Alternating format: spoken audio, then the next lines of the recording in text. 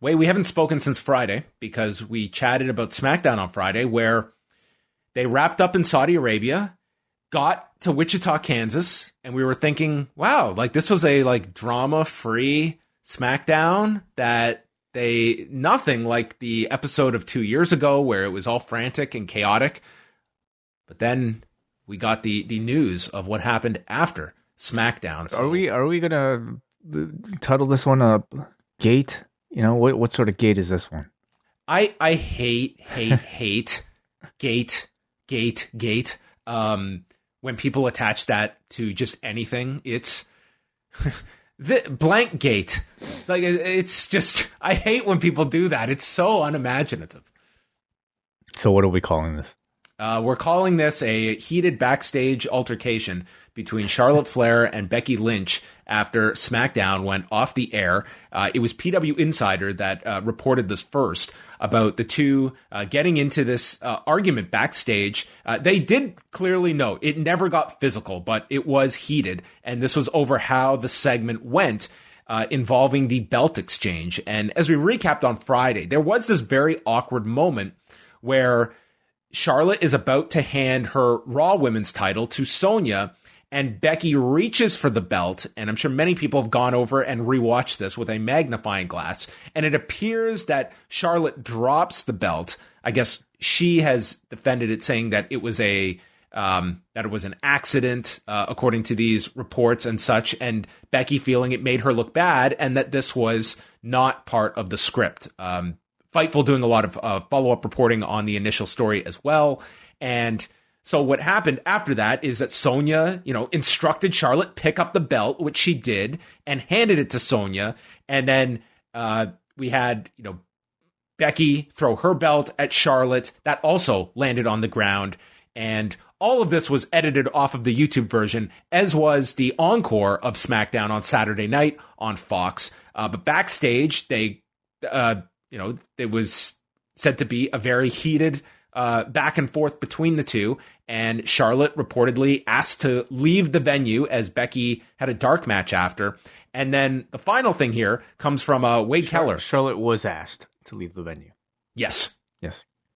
And the Torch, Wade Keller reported at the Pro Wrestling Torch, multiple sources indicate that the verbal altercation got heated and the predominant locker room sentiment was on Becky's side on this. One wrestler said Becky is seen as a, quote, hero for standing up to Charlotte, who over the course of this year has alienated her colleagues backstage with attitude issues. Quote, she's been increasingly difficult to work with, one wrestler tells PW Torch. Another wrestler tells the Torch that Becky is universally respected and liked among her colleagues, and Charlotte crossing her like that was the final straw for people who were trying to give her the benefit of the doubt through a string of other issues she's been having. She has been more and more isolating herself behind the scenes. Quote, no other women want to work with her now, one wrestler says to the Torch, citing she is seen as only interested in how she looks and scrutinizing everything she's involved in through a self-centered filter. So a pretty strong kind of indication of how Charlotte was viewed in this. I did hear about the incident, and it was consistent with this, that it seemed like the negativity of this certainly came towards Charlotte's role in this whole thing. And I guess just getting through all of this way, I think that there's a lot that can be dissected from this. Is this a medium, large, or is this a giant story when you come away with it?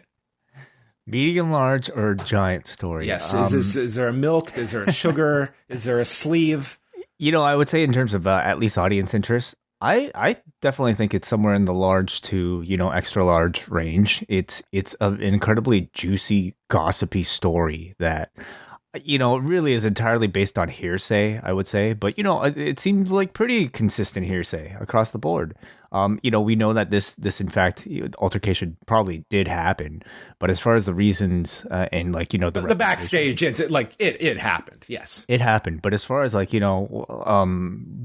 is there a consensus reaction to how everybody feels about Charlotte? Without necessarily being there, I can't say, and I don't even know if you are back there, if you could really say, but we can only go by what the wonderful reporters have been able to suggest. But it's an incredibly fun topic to discuss, to think about, And it's one that has resulted, I think, in at least, one instance of unprofessionalism on screen. I don't know if, people will look back at the Nia incident with Charlotte as another example of where unprofessionalism bled its way onto screen. Although in that situation, I feel like the public was a lot more sympathetic to Charlotte because, Nia has had a reputation of being unsafe. But I don't exactly know what the result is. From what I understand, Charlotte has still quite a bit of time on her contract for her. Of course, you have to look at the fact that her husband's no longer with the company. Her father's no longer with the company as, boyfriend in Andrade. I'm sorry. Yeah, boyfriend. As maybe points of contention that have maybe affected her mood at work. But clearly, it seems like the word is that this person is not enjoying her time in this company right now. And people aren't necessarily enjoying her being at the company either. Yeah, I think it's certainly one where, first of all, I think anyone, like, you look at this segment and people might think, like, this is completely ridiculous that this is taken so seriously. And I very much push back at that aspect. These women, they are main event performers. Their presentation is of the utmost importance to them. Like, they have clear stakes in the game here and are going to be very, very invested in how their characters are presented. And if you think that this is something that is negotiable, something that you don't agree with, you are well within your rights to argue, to make changes, make suggestions, 100%. But I think where this falls apart is that once you go out there, you have to have that trust of your dance partner out there, whether it is a match, whether it is a segment where we are both getting towards the same goal. We are flying this plane and both of us need to be able to make the landing here. And that did not happen here. And on the one side is that you have Survivor Series next month, and on paper, this is the match as of today. This can certainly change, and I think that will ultimately come down to Becky's willingness to work with Charlotte. Because if you cannot trust someone in a scenario to switch belts, I'm going to put my body in your hands. I think that is where you come down to the trust issue. And I mean, it has also become very apparent over this weekend that the relationship between these two seems like it has been awfully strained for some time. So, and that's the weird world of pro wrestling way, is that this is a more intriguing match now than it was before this incident, because reality connects with people and they will be watching very intently on any segment, any involvement with these two, and it adds an edge to a match. But I don't know if we should necessarily be championing that if one party does not feel secure in working with the other, or just flat out does not want to. I think they would be within their rights to not want that now. Certainly, yeah. Especially if you're somebody on the level of a Becky Lynch. But something tells me, given her professionalism, I think whatever Vince wants, if they want this match to go ahead, if they see the online buzz coming out of these online stories is that much greater, they're going to go ahead with this match, and they're probably going to fold some of these storyline elements into the program, the way they did with Nia and Charlotte when all that stuff came out. I don't doubt that if the match is going to proceed as planned, that both of them will be able to put this aside to have the best match that they could possibly have. It just depends, what these meetings are like behind closed doors. Are they texting each other trying to make up, and are they having these meetings on the side saying, "Hey, we got out of hand here. Ultimately, we just want to put on the show. How do we use this to our advantage to get the audience invested?" At the end of the day, it was, a blunder during the segment. I don't think it was this catastrophic disaster of a segment, but it's more so in hindsight, you go back and watch it, and I think it amplifies it. It's not like I would feel very differently if this escalated into physicality backstage. And then it's like you're talking, significant disciplinary issues. I don't know if I'm so much in the idea that you're even looking at disciplinary issues here. I think there's certainly, like, if the story as it has been reported, if you look at all of the facts here, I think you can look at Charlotte being the unprofessional one here. I don't know if I'm going so far as to expect any kind of disciplinary measure, and I don't know if it's necessarily warranted, other than it being a bad night at work. Well, what would be intriguing for me is whether or not Charlotte, and this will all take place privately, so who knows whether or not we'll even find out about it. But if she, knowing that her reputation hasn't been so great with the locker room, does she take any steps to personally, talk to everybody? to say, hey, like this happened. I know I've been a bit of a loner and a bit of an asshole lately, but such and such. I don't know. But I do think workplace, relationships are incredibly important, especially when you're called upon to put your body on the line with a bunch of other people. So that to me is probably more concerning than, anything about whether or not what her next program is or what. But let's just play devil's advocate for a little bit there. How much do you believe that Charlotte possibly might have dropped the belt by accident?